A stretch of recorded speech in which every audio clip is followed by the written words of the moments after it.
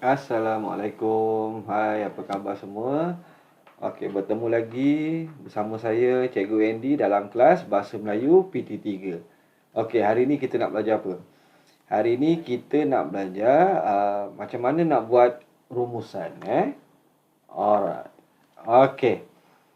Sebelum cikgu teruskan, cikgu nak bagi kredit dekat Cikgu Masyitah lah. Sebab cikgu ambil bahan-bahan ni daripada YouTube Cikgu Masyitah. Jadi kalau awak nak tengok YouTube dia, ni ni YouTube Cikgu Masyitah. Awak boleh tengok juga YouTube kat sini, Okey, kita teruskan PDPI kita. Okey. Untuk soalan rumusan ni, dia merupakan soalan pilihan, dalam soalan bahagian rumusan ni, dia ada 3 tau. Satu ada ulasan, yang kedua ada ringkasan, yang ketiga ada rumusan, yang kita nak belajar hari ni. Daripada 3 soalan ni akan keluar 2 soalan saja. Daripada 2 soalan tu pula kita pilih satu sajalah. Nak ingat balik, Okey, macam mana nak buat rumusan? Yang pertama, okey, awak tengok sini, Saya besarkan lagi. Okey, yang pertama kita cari satu fokus utama. Kalau kat dalam kelas biasanya saya tak sebut fokus utama. Nak lebih senang saya selalu sebut kita cari tajuk dia. Tajuk petikan tu, macam soalan ringkasan. Kalau ingat balik soalan ringkasan tu, dia dah dalam soalan tu sendiri dah bagi tajuk apa yang kita nak buat. Soalan rumusan tak ada. Jadi sebenarnya itu yang kita nak cari tu. Itulah fokus utama tu. 6 fokus sampingan. Lepas tu kita kena cari 6 fokus sampingan. 6 fokus sampingan ni biasa saya sebut isi je lah. Supaya awak lebih senang faham kan. Fokus utama lah fokus sampingan. Ini dia punya tajuk dia. 6 fokus sampingan ni kita cari isi dia. Dan juga satu kesimpulan. Soalan ni ada pendahuluan juga, tapi pendahuluan dia senang je lah. Bila kita dah dapat fokus utama ni lah yang akan jadi pendahuluan. Okey, ni soalan pilihan tadi saya dah terangkan. Okey, nak menulis rumusan tak boleh melebihi 100 patah perkataan, Tidak melebihi 100 patah perkataan. Kalau lebih apa jadi? Yang lebih tu akan dipotong lah. Dipotong. Kena pula yang lebih tu dekat kesimpulan. Dah kena potong kesimpulan kita. Jadilah rumusan tanpa kesimpulan. Tak dapat markah cemerlang. Dicadangkan masa untuk menjawab hanyalah 15 minit sahaja. Tak perlu ambil masa yang terlalu panjang. Mula-mula buat mungkin lebih lah. Tapi bila kita dah selalu buat, dah biasa buat, tak sampai 15 minit pun boleh siap. 15 minit ni boleh sambil semak sekali. Okey, markah yang diperlukan ialah 15 markah. Okey, 15 markah tu datang daripada mana? Okey, 10 tu datang daripada bahagian ni, tengok. Okey, fokus utama yang saya kata tajuk tu, tajuk dia tu, fokus utama kita dapat 2 markah. Dapat cari tajuk dia. Tajuk dia tu kita akan buat pendahuluan, akan dapat 2 markah. Lepas tu ada 6 fokus sampingan. 6 isi, daripada tajuk ni kita cari 6 isinya. Alright, 6 tu setiap isi dapat 1 markah. Jadi dapatlah kalau ada 6 isi, 6 markah. Kesimpulan 2 markah. Jadi 2 tambah 6 tambah 2 dapat 10 markah. Ingat balik tak? Ingat lagi tak saya ajar cara nak menulis kesimpulan? Ada caranya kan? Kalau dah lupa nanti saya akan ulang balik lah masa kita analisis soalan. Okey, itu 10 markah. 5 markah lagi datang dari mana? Markah bahasa. Markah bahasa dapat macam mana? Kalau kita boleh dapat 5 hingga 6 isi, kita boleh dapat 4 markah hingga 5 markah lah. Kalau kita dapat 3-4 isi, dapatlah 2 hingga 3 markah. Kalau dapat 1 hingga 2 isi, dapatlah 1 markah bahasa sahaja. Cari isi betul-betul kan, sebab dia berkait rapat juga dengan markah bahasa nanti. Okey, sebelum menulis rumusan, perkara ini perlu diberi perhatian. Yang pertama, kita cari fokus utama. Wajib dicari dalam perenggan pertama petikan. Ini biasanya memang macam inilah kita diajar. Tapi ingat balik, saya ajar awak macam mana. Baca sampai habis dulu petikan tu. Kadang-kadang kita tak jumpa dekat dalam perenggan pertama ni. Walaupun ada dalam perenggan pertama ni mesti ada, tapi kadang-kadang kita tak jumpa, kita tak perasan. Jadi bila kita baca sampai habis, kita akan terus nampak secara keseluruhan petikan tu cerita pasal apa. Dengan sendirinya, maaf ada gangguan. Okey, dengan sendirinya bila kita baca sampai habis, kita akan jumpa sekali fokus sampingan, isi-isi dalam tu. Kita nak cari sama ada kita nak cari faktor atau punca, kesan, langkah. Jadi kita akan jumpa sekali bila kita baca sampai habis. Okey, yang ketiga, kita buat kesimpulan. Wajib buat, kesimpulan ni wajib adalah. Macam mana nak buatnya, kita nyatakan cadangan ataupun harapan kita dan kita buat dalam satu ayat sahaja. Ni nota tambahlah peringatan. Okey, yang pertama, kita buat rumusan ni dalam satu perenggan sahaja. Tak perlu buat banyak perenggan. Dalam rumusan juga tidak wajib kita selitkan ungkapan-ungkapan menarik macam peribahasa ke apa ke, tak perlu. Okey. Yang ketiga, ayat fokus sampingan disambungkan dengan penanda wacana. Ingat balik nanti cikgu tunjukkan balik. Ni dalam ni Cikgu Masyitah ni ada sediakan. Nanti cikgu tunjukkan. Ni dia. Okey, rangka menulis rumusan. Dia mesti memulakan dengan petikan membincangkan.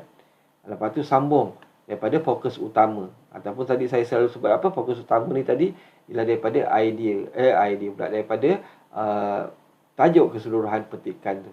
Petikan tu cerita pasal apa. Okey, lepas tu terdapat apa dia? Apa dia ni? Faktor ke, punca ke, kesan ke, langkah ke, isu ke? Fokus utama dia kan. Okey, kalau saya nanti kita terus masukkan kat sini je terus. Tak perlu macam ni pun tak apa kan. Petikan membincangkan apa-apa terus, lepas tu terus yang ni. Yang ni jatuh pula mic saya. Sekejap ya. Yang ni pun kalau kita tak masukkan pun tak apa ni.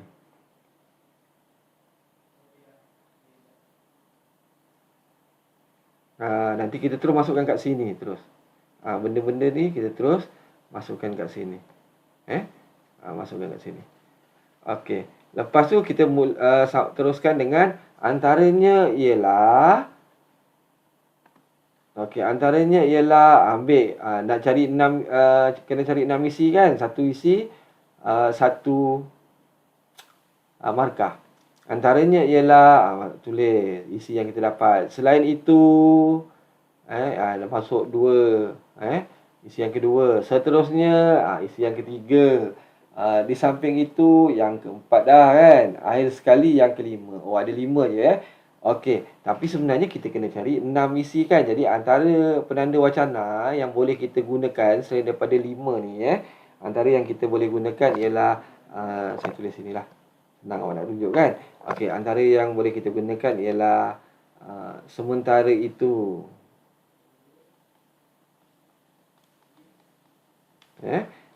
Lagi apa? Lain daripada itu.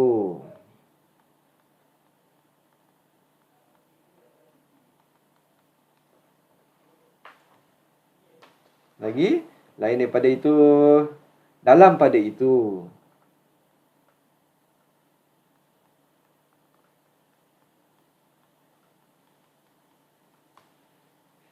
Begitu juga dengan.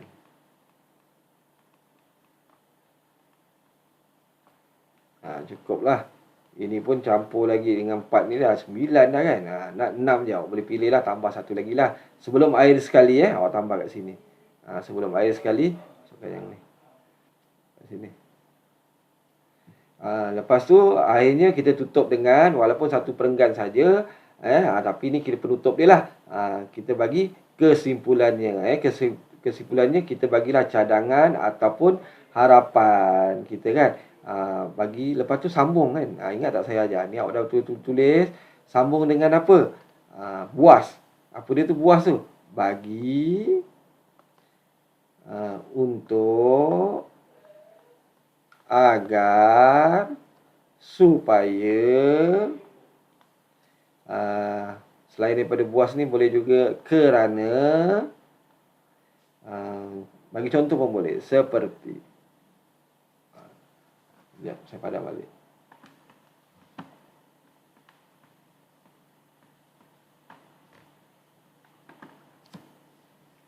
Seperti okey, ni yang boleh kita gunakan. Okey, kita teruskan yang seterusnya. Sekarang ni kita tengok soalan. Macam mana nak buat tengok soalan. Okey, macam inilah bentuk soalannya. Baca petikan di bawah ini dengan teliti. Berdasarkan petikan tersebut, tulis satu rumusan yang panjangnya antara 80 hingga 100 patah perkataan. Ingat tak kalau kita buat ringkasan? Ringkasan soalannya sampai kat sini dia akan tulis apa? Tulis satu ringkasan, lepas tu dia bagi tajuk tau. Biasanya dia akan boldkan apa. Itu yang saya kata tadi, kita kena cari fokus utama tu. Senang saya selalu sebut tajuk lah. Fokus utama kita kena cari. Anda digalakkan supaya menggunakan ayat anda sendiri tanpa mengubah maksud asal petikan. Guna ayat sendiri, kita tambah penanda-penanda wacana tu pun dah dikira sebagai kita guna ayat sendiri. Okey, jadi awak boleh pause video ni dulu. Ambil masa untuk baca petikan ni dulu. Sambil baca, cuba fahamkan petikan ni dan cari sebenarnya petikan ni cerita pasal apa. Apa tajuk dia? Kalau nak bagi tajuk, tajuk pasal apa? Okey, pause dan baca.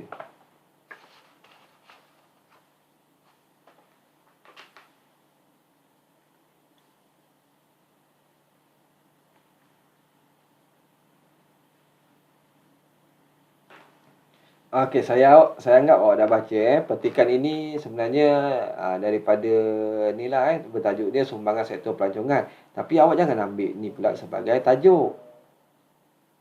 Fokus utama. Sebab ini petikan ni sebenarnya panjang. Panjang. Cuma dia ambil sebahagian saja. Okey, jadi dah dapat belum sebenarnya apa fokus utamanya? Okey, kat sinilah. Jadi sebenarnya keseluruhan kalau kita tengok kat sini jelas sebenarnya kan. Dia cerita pasal kebaikan sektor pelancongan kepada negara. Ni dia punya tajuk utama dia. Jelas kita dah nampak. Jadi terus tulis kat sinilah supaya senang kan. Jadi bila kita buat pendahuluan nanti, pendahuluan kita kita akan mulakan dengan petikan kita, rumusan kita tu kita akan mulakan dengan petikan mesti macam ni tadi saya dah tunjukkan kat atas kan. Petikan membincangkan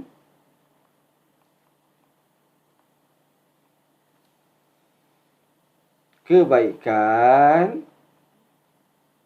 banyak kan kebaikannya, kebaikan sektor pelancongan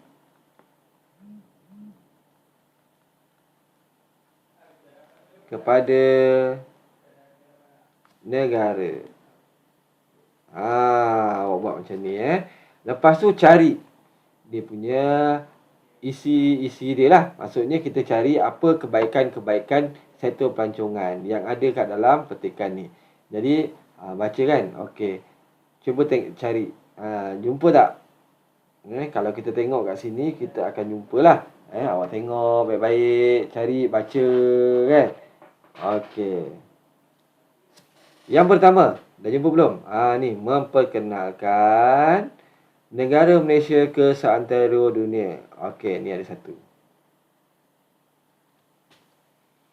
Hal ini demikian kerana negara kita banyak memiliki tempat yang unik untuk dijadikan destinasi pelancongan. Okey, ini nampak jelas.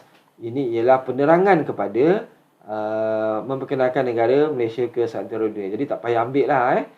Dari aspek ekonomi, sektor pelancongan dapat meningkatkan ekonomi negara dengan pengaliran masuk wang asing ke negara kita. Sini ada satu lagi isi. Ini isi yang kedua. Pelancong yang datang dari negara luar menukar mata wang negara mereka kepada mata wang ringgit Malaysia sebelum boleh berbelanja di sini. Ini penerangan macam mana pengaliran masuk wang asing tadi ni. Yang ni Jadi ni tak perlulah. Okey. Bertitik tolak daripada itu, sektor pelancongan dapat memajukan industri kraftangan di Malaysia. Ni satu lagi kan, betul tak? Ni yang ketiga, isi yang ketiga. Kita dah jumpa 3 isi. Saya naikkan lagi. Kedatangan pelancong asing ke Malaysia bukan sahaja memajukan industri kraftangan keluar negara, bahkan menjadi periuk nasi kepada pengusaha kraftangan tempatan. Ni pun boleh ambil ni, kan? Menjadi yang keempat. Menjadi periuk nasi kepada pengusaha kraftangan tempatan. Okey. Tidak dapat dinafikan bahawa sektor pelancongan mampu memajukan bidang perniagaan di Malaysia sekaligus mengurangkan kadar pengangguran. Satu lagi kan. Kat atas ni dah cerita pasal bidang perniagaan kan. Ada satu lagi kat sini. Mengurangkan kadar pengangguran. Ni isi yang kelima. Sementelahan. Ni pun boleh ni, penanda wacana ni kita guna. Kat atas tadi saya ada tuliskan. Sementelahan tadi saya tak tulis. Sementelahan ni pun boleh digunakan. Sektor pelancongan dapat memperkenalkan budaya Malaysia yang unik, lagi istimewa kepada dunia luar. Ni pun boleh ambil. Ni satu lagi kebaikan sektor pelancongan. Hal ini bersangkut paut dengan keunikan Malaysia yang berbilang kaum dan etnik. Tu cuma huraian dia lah. Kan? Oleh hal yang demikian, kita hendaklah sentiasa menunjukkan sikap mesra pelancong dan bersopan santun bagi menggalakkan kedatangan mereka. Okay, selesai. Kita dah jumpa 6 isi. Jadi, ni pendahuluan saya dah bagikan macam mana cara nak buat kan. Okey, lepas tu awak sambung. Tengok balik yang ni tengok balik yang ni. Ni nanti boleh juga tambah satu lagi tadi kan. Dalam pada kita buat tu, dapat satu lagi penanda wacana. Sementelahan. Okey. Jadi nanti awak pause lah. Tengok ni macam mana kan. Kalau ada dalam buku pun ada. Kita dah pernah buat sebelum dalam kelas kan. Dalam buku penulisan awak ada. Okey, jadi ikut ni buat ambil semua 6 isi. Sebab kita nak 6 kan. Kita jumpa 6. Cukup-cukup 6. Jadi ambil semua sekali. Buat ikut ni ikut ni.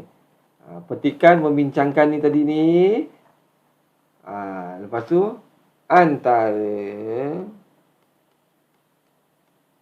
antaranya ialah ambil isi yang pertama. Ambil isi yang pertama. Macam tu. Titik.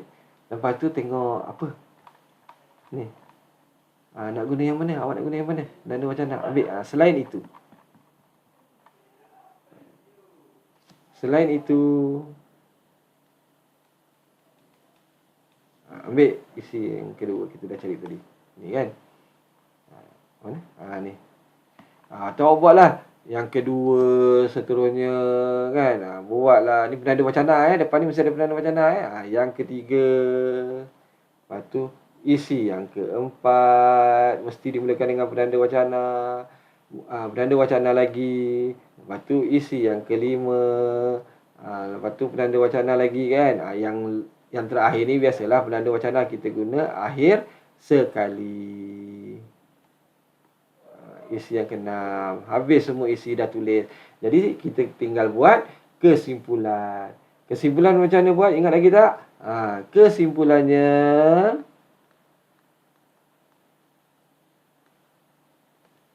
bagi cadangan. Lepas tu tambah dengan bagi, untuk, agar, supaya, seperti, kerana. Okey. Kesimpulannya apa? Apa cadangan kita? Yang paling senang lah. Selalu kita buat kan. Yang paling selamat kan. Apa? Kita cadangkan sesiapa lah. Siapa. Kalau macam ni, kita sektor pelancongan ni, kita cadangkan pihak kerajaan. Pihak kerajaan kena buat apa? Kalau benda baik, teruskan. Kan? Jadi pihak kerajaan, tulis ni buat pihak kerajaan, tulis. haruslah terus memajukan sektor pelancongan. Kenapa kena buat? Kerana apa terus nak kita minta pihak kerajaan, kita cadangkan pihak kerajaan terus memajukan sektor pelancongan? Kerana apa? Sebab sektor pelancongan ni banyak manfaatnya kan. Banyak manfaatnya kepada ekonomi negara. Bukan pada ekonomi negara saja kan, pada rakyat Malaysia. Jadi sambung ni kerana sektor ini kan banyak memberi sumbangan kepada ekonomi negara dan rakyat Malaysia. Boleh buat macam tu Okey. Jadi itu sajalah PDPR kita pada hari ini. Jadi saya harap pelajar dapat faham macam mana nak buat rumusan. Jadi tugasan kamu buat latihan ni dalam buku penulisan. Okey. Itu saja PDPR kita pada hari ini. Jadi saya ucapkan terima kasih pada yang mengikuti PDPR kita pada hari ini. Assalamualaikum warahmatullahi wabarakatuh. Terima kasih semua.